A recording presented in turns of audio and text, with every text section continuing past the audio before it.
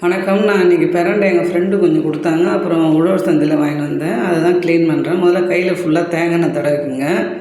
தடவிக்கிட்டு அதுக்கப்புறம் பீன்ஸ் எப்படி 2 பக்கம் நார் எடுக்கிறோமோ அது மாதிரி நீங்கள் க்ளீன் பண்ணி எடுத்துக்கோங்க. ஈஸியாக தான் இருக்கும். கையில் எண்ணெய் தடவிட்டால் அந்த நமப்பு போயிடும். My home food flavours of love சேனலை லைக் பண்ணுங்கள், சப்ஸ்கிரைப் பண்ணுங்கள். நம்ம பிரண்டை க்ளீன் பண்ணி எடுத்துகிட்டு வானல் வச்சு கொஞ்சம் எண்ணெய் விட்டு ஒரு 7 காஞ்ச மிளகா சேர்த்துக்குங்க. இஞ்சி கொஞ்சமாக சேர்த்துங்க, நிறைய வேணாம். அதை வதக்கி எடுத்துங்க. அதுக்கப்புறம் பூண்டு நிறைய சேர்த்துக்கோங்க. அதை வதக்கி எடுத்து வச்சுக்கோங்க. அதுக்கப்புறம் நம்ம க்ளீன் பண்ணி வச்சுருக்கேன்.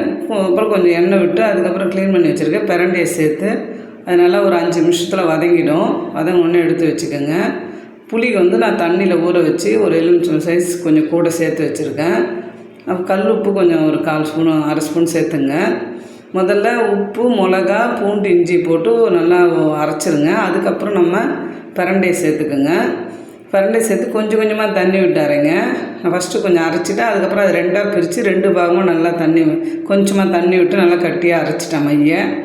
அதுக்கப்புறம் வானல் வச்சு எண்ணெய் நல்லா 2 சின்ன குழிக்கரண்டி கொஞ்சம் கூடவே சேர்த்து நல்லெண்ணெய் சேருங்க. அப்போ தான் நல்லாயிருக்கும். கடுகு போட்டு கடுகு பொரிஞ்ச உடனே அரைச்சி வச்ச இந்த விழுதை சேர்த்துருங்க. பிரண்டை விழுது துவையில் சேர்த்து ஒரு 1/2 நிமிஷம் இருந்தால் போதும். இறக்கிடுங்க. எங்கள் ஃப்ரெண்டு கேட்டாங்க, அவங்களுக்கும் எடுத்து கொடுத்துருக்கேன். செஞ்சு பாருங்கள். தேங்க்யூ.